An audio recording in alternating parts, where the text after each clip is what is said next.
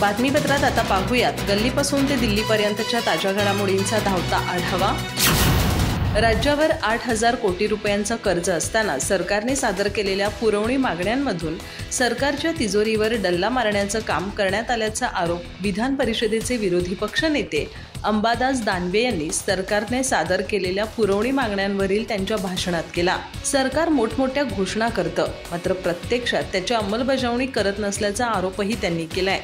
राज्याची विस्कटलेली आर्थिक घडी स्थिर करायची असल्यास लोकप्रिय योजनांच्या मागे सरकारने जाऊ नये अशी सूचनाही दानवे यांनी केली। सरकारने निधी वाटपात केलेली असमानता, रखडलेले प्रकल्प याबाबत मुद्दे मांडत दानवे यांनी सरकारने सादर केलेल्या पुरवणी मागण्यांवर टीकेची झोड उठवली। सरकारने 6,486 कोटी रुपयांच्या पुरवणी मागण्या सादर केल्यात, त्यातील 2,133 कोटी रुपयांच्या रकमा या केंद्र पुरस्कृत कार्यक्रमाअंतर्गत असलेल्या योजनांसाठी केला असल्याचा आरोपही दानवे यांनी केला। पंतप्रधानांचं स्वप्न असलेलं स्किल इंडिया म्हणजेच कौशल्य विभागाच्या योजना या आधुनिक भारताच्या निर्मितीसाठी आवश्यक असतानाही त्याकडे दुर्लक्ष केलं गेलंय। जलसंपदा विभागामध्ये 27,000 कोटी रुपये असताना त्यातून 14,000 कोटी रुपये सुद्धा खर्च झाले नाहीत। जीवन मिशनच्या जिल्हा परिषद आणि जीवन प्राधिकरण अंतर्गत 945 योजना प्रस्तावित असताना त्यासाठी मोठ्या प्रमाणात निधीची आवश्यकता असताना 29,000 कोटी रुपयांची मागणी असूनही कमी निधीची तरतूद करण्यात आली। सरकारने सरपंचांचे मानधन दुपटीने करण्याची घोषणा केली, मात्र त्यांच्या खात्यात पैसे जमा केले नाहीत। परभणी जिल्ह्यातील वैद्यकीय महाविद्यालयाचा प्रस्ताव धूळ खात पडला आहे। राष्ट्रीय स्वयंसेवक संघाचे नेते भैयाजी जोशी यांनी केलेल्या वक्तव्यावरून विधानसभेत काल चांगलेच आरोप प्रत्यारोप झाले। या सर्वात मुख्यमंत्री देवेंद्र फडणवीस यांनी उत्तर दिल्यानंतर आदित्य ठाकरे बोलण्यासाठी उभे राहिले, मात्र त्याच वेळी सत्ताधारी आणि विरोधक दोन्ही बाजूच्या आमदारांनी चांगलाच गोंधळ घातला। या गोंधळातच सभागृहाचं कामकाज 5 मिनिटांसाठी स्थगित करावं लागलं। मात्र या सर्व प्रकरणावरून राष्ट्रवादी काँग्रेस शरदचंद्र पवार पक्षाचे आमदार जितेंद्र आव्हाड चांगलेच संतापले। त्यांनी सभागृहाचं पावित्र्य जपण्याचा सल्ला सत्ताधारी पक्षाला दिलाय। या संदर्भात आमदार जितेंद्र आव्हाड यांनी एका पोस्टच्या माध्यमातून बहुमताच्या जोरावर सरकार विरोधी पक्षाला संपवू शकतो असा समज दिसत असल्याचं म्हटलंय। त्या दिशेनं त्यांची वाटचाल सुरू असल्याचा दावा देखील त्यांनी केलाय। मात्र लोकशाहीच्या रक्षणासाठी आपण सगळे सभागृहात आलो आहोत, त्यामुळे हा कुस्तीचा फड नाही तर लोकशाहीचं मंदिर आहे, त्याचं पावित्र्य जपलंच पाहिजे असा सल्ला देखील त्यांनी सत्ताधारी पक्षाला दिलाय। आज सभागृहात आदित्य ठाकरे यांनी मुख्यमंत्र्यांचं अभिनंदन केल्यानंतर जे काही झालं त्याचा मी प्रत्यक्ष साक्षीदार आहे। सत्ताधारी पक्षातील काही आमदार ज्या पद्धतीनं वागत होते, हावभाव करत होते, त्यावरून 5वी बहुमताच्या जोरावर आम्ही विरोधी पक्षाला संपवू शकतो असा एक समज त्यांच्यात दिसत होता आणि त्याच दिशेनं त्यांची वाटचाल सुरू होती। लोकशाहीत विरोधी पक्षाला अनन्यसाधारण महत्व आहे, पण गेल्या काही दिवसात दिसून येतंय की संख्याबळाच्या जोरावर विरोधकांना नेस्तनाबूत करायचं किंबहुना त्यांचा आवाजच उठू द्यायचा नाही असा प्रयत्न जाणीवपूर्वक केला जातोय। हे आज सभागृहात प्रत्यक्ष पाहायला मिळालं। सभागृहात कुस्ती होते की काय असं चित्र निर्माण झालं होतं, जे महाराष्ट्राच्या विधानसभेत कधीच घडलं नव्हतं ते आता घडताना दिसतंय। छत्रपती शिवाजी महाराज आणि छत्रपती संभाजी महाराज हे माझे दैवत आहेत। देवतांसोबत कोणीही स्वतःची तुलना करत नाही, त्यामुळे माफी मागण्याचा प्रश्नच येत नसल्याचं उद्धव ठाकरे गटाचे आमदार अनिल परब यांनी म्हटलंय। परब यांनी छत्रपती संभाजी महाराज यांच्यासोबत स्वतःची तुलना केली असल्याचा आरोप करत सत्ताधारी भाजपच्या आमदारांनी त्यांच्या विरोधात जोरदार घोषणाबाजी करत विधान भवनाच्या पायऱ्यांवर आंदोलन केलं। त्याला आता परब यांनी प्रत्युत्तर दिलंय। या संदर्भात अनिल परब म्हणाले की राज्यपालांच्या अभिभाषणावर बोलत असताना मी राज्यपालांविषयी काहीही चुकीचं बोललेलो नाही।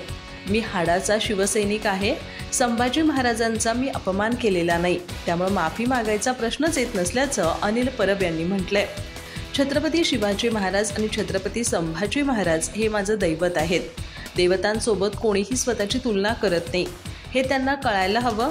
ज्यांची आम्ही पूजा करतो, ज्यांना आम्ही देव म्हणतो, अशा सर्व देवतांसोबत आम्ही स्वतःची तुलना करू शकतो का असा प्रतिप्रश्न त्यांनी उपस्थित केला। मी छत्रपती संभाजी महाराज यांच्यासोबत माझी तुलना केलीच नाही। मी केवळ एवढंच म्हणालो होतो की छत्रपती संभाजी महाराजांचा धर्म बदलण्यासाठी छळ झाला होता, तर माझा पक्ष बदलण्यासाठी छळ झालाय, मी एवढंच बोललो होतो। यात तुलना कुठं होते असा प्रश्न देखील त्यांनी उपस्थित केला। मात्र राहुल सोलापूरकर आणि प्रशांत कोरटकर यांना वाचवण्यासाठी हे षडयंत्र रचलं जात असल्याचा आरोप देखील त्यांनी सत्ताधारी आमदारांवर केलाय। मुख्यमंत्री देवेंद्र फडणवीस यांनी संपूर्ण महाराष्ट्राचं अभिनंदन केलंय। गेल्या 10 वर्षातील विक्रमी परकीय गुंतवणूक केवळ 9 महिन्यात महाराष्ट्रात आली असल्याची माहिती त्यांनी दिली आहे। या संदर्भात त्यांनी केलेल्या एका पोस्टच्या माध्यमातून महाराष्ट्रानं आतापर्यंतचे सर्व विक्रम मोडले असल्याचा दावा करण्यात आलाय। मुख्यमंत्री देवेंद्र फडणवीस यांनी आपल्या पोस्टमध्ये लिहिलंय की महायुती सरकारनं आपलाच 2016-17 या आर्थिक वर्षाचा विक्रम मोडलाय। विशेष म्हणजे चालू आर्थिक वर्ष पूर्ण होण्यासाठी आणखी एक तिमाही बाकी आहे, त्याआधीच महाराष्ट्रामध्ये विक्रमी गुंतवणूक आली असल्याचं फडणवीस यांनी म्हटलंय। इतकंच नाही तर आपल्या पोस्टमध्ये मुख्यमंत्र्यांनी उपमुख्यमंत्री एकनाथ शिंदे, अजित पवार आणि मंत्रिमंडळाच्या नेतृत्वात महाराष्ट्राची घोडदौड अशीच सुरू राहील असा विश्वास देखील व्यक्त केलाय। देवेंद्र फडणवीस यांनी केलेली पोस्ट देखील पहा। गेल्या 10 वर्षातील विक्रमी परकीय गुंतवणूक महाराष्ट्रात आली केवळ 9 महिन्यात। केंद्र सरकारच्या DPIITनं परकीय गुंतवणुकीचा डिसेंबर 2024 अखेरचा अहवाल जाहीर केला असून गेल्या 10 वर्षातील सर्वाधिक वार्षिक परकीय गुंतवणूक ही अवघ्या 9 महिन्यात महाराष्ट्रानं प्राप्त केली आहे। 2024-2025 या आर्थिक वर्षातील पहिल्या 9 महिन्यात आतापर्यंत एकूण 1,39,434 कोटी रुपये इतकी परकीय गुंतवणूक आली आहे। ही गेल्या 10 वर्षात महाराष्ट्रात कोणत्याही एका वर्षात आलेल्या परकीय गुंतवणुकीपेक्षा सर्वाधिक आहे। असं करताना महायुती सरकारनं आपलाच 2016-17 या आर्थिक वर्षाचा विक्रम मोडलाय। अर्थात या आर्थिक वर्षातील एक तिमाही आणखी बाकी आहे। संपूर्ण महाराष्ट्राचं पुन्हा एकदा मनपूर्वक अभिनंदन। माझे सहकारी उपमुख्यमंत्री एकनाथराव शिंदे, अजितदादा पवार आणि मंत्रिमंडळाच्या नेतृत्वात आपल्या महाराष्ट्राची ही घोडदौड अशीच कायम राहील। मुंबईत अपघात झाल्यानंतर महायुती सरकार जागं झालं, पण फक्त मुंबईत होर्डिंग्ज प्रश्न नाही तर राज्यातही अनधिकृत होर्डिंग्ज वाढलेले आहेत। यामुळे अपघात होण्याची शक्यता आहे। नागभीड तालुक्यात मोठे होर्डिंग असून ते कोसळले तर मोठा अपघात होईल। त्यामुळे ग्रामीण महाराष्ट्रातील होर्डिंग्ज ऑडिट होणार का आणि एखादी घटना घडल्यास मंत्री जबाबदार असतील का असा प्रश्न काँग्रेस विधिमंडळ नेते विजय वडेट्टीवार यांनी विधानसभेत उपस्थित केला। राज्यात 9,026 ठिकाणी होर्डिंगचे ऑडिट करण्यात आले। राज्यात एकूण 1,09,387 होर्डिंग्ज काढून टाकण्यात आले आहेत। विधानसभेत प्रश्नोत्तराच्या काळात विजय वडेट्टीवार यांनी विचारलेल्या प्रश्नाला मंत्री उदय सामंत यांनी उत्तर दिलं। राज्यात एकूण 9,026 ठिकाणी होर्डिंगचे ऑडिट करण्यात आले। 188 ठिकाणी ऑडिट झालं नाही। राज्यात 1,09,387 होर्डिंग्ज काढून टाकण्यात आलेत। या प्रकरणी ज्यांनी सहकार्य केलं नाही त्यांच्यावर गुन्हे दाखल करण्यात आलेत। असे एकूण 59 गुन्हे दाखल झालेत। महापालिका क्षेत्रात 48 गुन्हे तर नगरपालिका क्षेत्रात 11 गुन्हे दाखल करण्यात आलेत। एकूणच अनधिकृत होर्डिंग्जबाबत दरवर्षी राज्यात ऑडिट केलं जाणार असं आश्वासन मंत्री उदय सामंत यांनी दिलं। यावर्षीचे होर्डिंगचे ऑडिट अर्थसंकल्पीय अधिवेशन संपल्यावर सुरू केलं जाईल अशी माहिती मंत्री सामंत यांनी सभागृहाला दिली।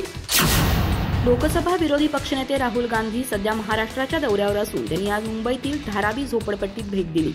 राहुल गांधी यांनी यावेळी धारावी येथील चामर स्टुडिओला भेट दिली, जिथे त्यांनी डिझायनर सुधीर राजभर आणि त्यांच्या कारागिरांच्या टीमला भेट दिली। चामर स्टुडिओ पुनर्नवीकरण केलेल्या टायर्सचा वापर करून हस्तकला पिशव्या बनवण्याच्या सर्जनशील दृष्टिकोनासाठी प्रसिद्ध आहे। हा स्टुडिओ ज्या दलित चामड्याच्या कारागीर समुदायाच्या नावावरून त्याचं नाव ठेवण्यात आलंय त्यांच्या परंपरा जपतो।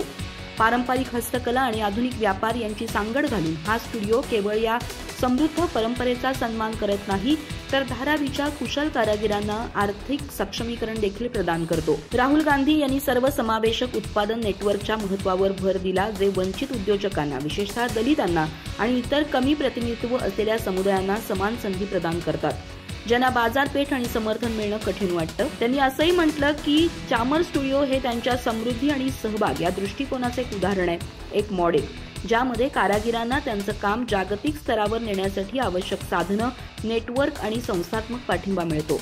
या दृष्टिकोनाकडे आणखी एक पाऊल टाकताना त्यांच्यासोबत उत्तर प्रदेशातील कुशल मोची रामचेत मोची होते। गेल्या वर्षी तो पहिल्यांदा भेटला होता, तेव्हापासून तो त्याला सतत मार्गदर्शन करत आहे। या दौऱ्यात रामचेतजी यांच्या सहभागामुळे कारागिरांमध्ये ज्ञानाची देवाणघेवाण करण्याच्या कल्पनेला चालना मिळाली आणि पारंपरिक कारागिरांना त्यांची पोहोच वाढवण्यासाठी आणि आर्थिक स्वातंत्र्य मिळवण्यासाठी आधाराचं जाळं तयार करणं किती महत्त्वाचं आहे हे दाखवून दिलं। राहुल गांधींच्या भेटीतून भारतातील कारागिरांसाठी शाश्वत उपजीविकेला चालना देण्यासाठी, भारतातील सर्जनशील उद्योगांना बळकटी देण्यासाठी आणि समाजातील सर्व घटकांसाठी समान आर्थिक वाढ सुनिश्चित करण्यासाठी काम करण्याचा त्यांचा सततचा संकल्प पुन्हा व्यक्त करण्यात आला। National stock exchange of India आणि अमृता फडणवीस यांच्या दिव्यज फाउंडेशन यांनी विशेषतः महिलांमध्ये आर्थिक साक्षरता आणि गुंतवणूकदार जागरूकता वाढवण्यासाठी एक सामंजस्य करार केला आहे। या भागीदारीचं उद्दिष्ट ज्ञानातील तफावत भरून काढणं आणि महिलांना विशेषतः सार्वजनिक सेवेत आणि ब्लू कॉलर भूमिकांमध्ये असलेल्यांना तसंच दुर्गम गावांमधील महिलांना सक्षम करणं आहे, जेणेकरून त्यांना योग्य आर्थिक निवड करता येईल। सामंजस्य करारानंतर गुंतवणूकदार जागरूकता कार्यक्रम आयोजित करण्यात आला होता। यात बृहन्मुंबई महानगरपालिकामधील 200हून अधिक महिला सहभागींसाठी आयोजित करण्यात आला। या कार्यक्रमात आर्थिक नियोजन, गुंतवणूक, भांडवली बाजार आणि म्युच्युअल फंड यासारख्या मूलभूत आर्थिक साक्षरता विषयांचा समावेश होता। हा उपक्रम आर्थिक समावेशनाला प्रोत्साहन देण्यासाठी आणि महिलांना त्यांच्या आर्थिक जीवनावर नियंत्रण मिळवण्यासाठी सक्षम बनवण्याच्या दिशेनं एक महत्त्वपूर्ण पाऊल असल्याचं सांगण्यात येते। आंतरराष्ट्रीय महिला दिनापूर्वी NSE आणि दिव्यज फाउंडेशन महिलांच्या आर्थिक साक्षरतेसाठी हा सामंजस्य करार करण्याची घोषणा केली। BMCच्या भागीदारीत हा उपक्रम BMCच्या महिला कर्मचाऱ्यांना, पोलीस, ब्ल्यू कॉलर महिला कामगारांना, स्वयंसेवी महिला गटांना, विद्यार्थ्यांना आणि इतर महिला कामगारांना आर्थिक प्रशिक्षण देईल। यावेळी NSEचे MD आणि CEO आशिष कुमार चौहान म्हणाले की भारतात महिला कर्मचाऱ्यांची संख्या कमी असल्यानं त्यांचे आर्थिक स्वातंत्र्य वाढवणं नव्हे तर त्यांना सक्षम करणं आणि कामातील लिंगभेद कमी करण्यास मदत करणं हे यामागचं उद्दिष्ट आहे। त्यांनी सांगितलं की भारतातील 11 कोटींहून अधिक युनिट गुंतवणूकदारांपैकी NSEच्या गुंतवणूकदारांमध्ये महिलांचा वाटा 25% आहे। त्यांनी सांगितलं की यावर्षी NSE त्यांच्या कामकाजाची 30 वर्ष साजरी करत आहे आणि काही महिन्यांपूर्वीच NSE आणि दिव्यज फाउंडेशनने गीग कामगारांच्या कल्याणासाठी, विशेषतः महिला गीग कामगारांच्या कल्याणासाठी भागीदारी केली आहे। त्यांनी असंही सांगितलं की विद्यार्थ्यांच्या कौशल्य विकासासाठी NSEने उत्तराखंड, मेघालय, छत्तीसगड, आसाम आणि गोवा सरकारसोबत आधीच सामंजस्य करार केले आहेत। वाळूचे कण रगडिता तेलही गळे या समर्थ रामदास स्वामी यांच्या प्रयत्नवादाचं महत्त्व विशद करणाऱ्या ओळींचा अर्थच बदलण्याचा चंग जिल्ह्यातील रेती तस्करांनी बांधला असून त्यांच्यापुढे जनतेनं निवडून आलेले लोकप्रतिनिधी हतबल झाल्याचं सांगत मोहाडी तुमसर विधानसभा क्षेत्रात अवैधरित्या सुरू असलेले रेती, मॅंगनीज आणि गौण खनिज वाहतूक त्वरित बंद करण्यात यावी असं पत्र या क्षेत्राचे आमदार राजू कारेमोरे यांनी मोहाडी तहसीलदार यांना पाठवलंय। या पत्रात रेती घाट चालवंतांनी कोतवालापासून ते जिल्हाधिकारी, महसूल मंत्री आणि खनिकर्म मंत्री यांच्यापर्यंत तसंच पोलीस शिपाईपासून ते पोलीस अधीक्षक मंत्र्यांपर्यंत सर्वांना देणं घेणं करण्यात येतं, त्यामुळे कुणीच आमचा बाल बाका करू शकत नाही असा घणाघाती आरोप सत्ताधारी पक्षाच्या आमदारांना केल्यानं खळबळ उडाली आहे। राष्ट्रवादी शरदचंद्र पवार पक्षाचे आमदार जयंत पाटील यांनी राज्य विधिमंडळाच्या अर्थसंकल्पीय अधिवेशनात आमदार राजू कारेमोरे यांचं पत्र वाचून दाखवत हे आरोप गंभीर असल्याचं लक्षात आणून दिलं। आमदार कारेमोरे यांनी तहसीलदार मोहाडी यांना दिलेल्या पत्रात नमूद केलं आहे की मोहाडी तालुक्यातील बेटाळा, निलज, कान्हळगाव, मुंद्री, मुळगावदेवी, पांजरा, रोहा या काही घाटावर रेती डेपो आहेत आणि काही घाटावर डेपो नाहीत। ज्या कोणी ठेकेदारांनी सदर डेपो किंवा घाट घेतलेले आहेत ते फक्त नाममात्र आहेत। सदर संपूर्ण घाट आणि डेपो वैध पद्धतीनं किंवा नियमानुसार न चालवता अवैध पद्धतीनं आणि नियम धाब्यावर बसून चालवत आहेत। हे संपूर्ण घाट खनिज अधिकारी, कर्मचारी, आपण आणि आपले चेले चपाटे चालवत आहेत। ही सगळी खटाटोप अर्थकारणातून केली जाते। त्यामुळे समर्थ रामदास स्वामी यांनी प्रयत्नवादाचं महत्त्व विशद करताना सकारात्मक दृष्टिकोनातून दिलेला प्रयत्न वाळूचे कण रगडिता तेलही गळे उपदेशात बदलण्याचं काम रेती तस्करांनी सुरू केलंय। त्यातूनच प्रयत्न वाळूचे कण रगडिता पैसाच गळे असं म्हणण्याची वेळ आली आहे असा आरोप करत आमदार कारेमोरे यांनी सत्ताधारी पक्षाच्या मंत्र्यांच्या भूमिकेवरच प्रश्न उपस्थित केला आहे। अधिक माहिती आणि ताज्या घडामोडींसाठी आजच आमचे चॅनल सबस्क्राइब करा।